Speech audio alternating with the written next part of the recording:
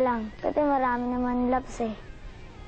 Mula 1996 hanggang 1998, nakuha naman ni Kenneth San Andres, 9 na taong gulang, ang #1 Peewee Expert Rider sa kasalukuyan. Mahigit 3 taong gulang pa lamang siya nang matutong gumamit ng motor. Unang-una ka, 3 years old and a half po ako nun eh. Nagmumotor ka na? Hindi pa po karera. Hindi pa, yung motor-motor lang gano'n. Sino turo sa'yo? Papa ko po, medyo nahihirapan pa po ako nun eh. Bata po kasi ako nun. Hindi ko man siya pinilit.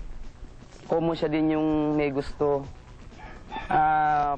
Kumbaga, pangarap din niya talaga maging champion. Hindi ko siya pinus para mapunta niya sa sports na yun. Kumbaga, hilig niya. Kaya ako, binigay ko yung hilig niya kaysa yung sa ibang mahilig na hindi tama. Kaya yung suporta ko, gano'n na lang, todo talaga. At gaya ng iba mga Peewee Riders, hindi nakakalimutan ni Kenneth ang pag-uukol ng panahon sa pag-aaral o eskwela. Okay naman po, hindi naman po pinapabayaan.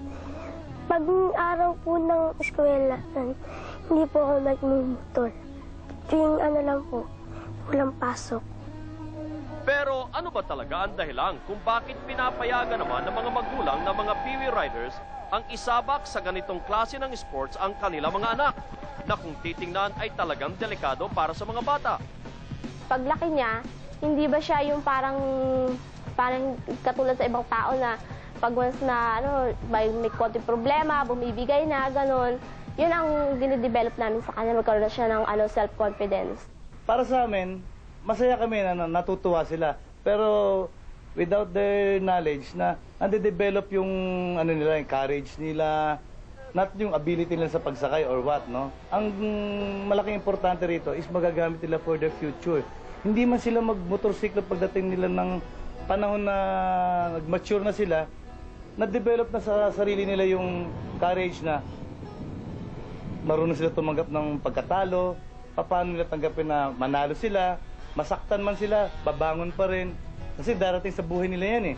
Yung dumating man ng fall down ng buhay, andun pa rin, kaya pa rin nilang lumaban. Siguro para din maiwasan nga yung kesa sa ibang bisyo sa malagay. Alam mo naman yung panahon, medyo Mga bata, di ba? ibang bata.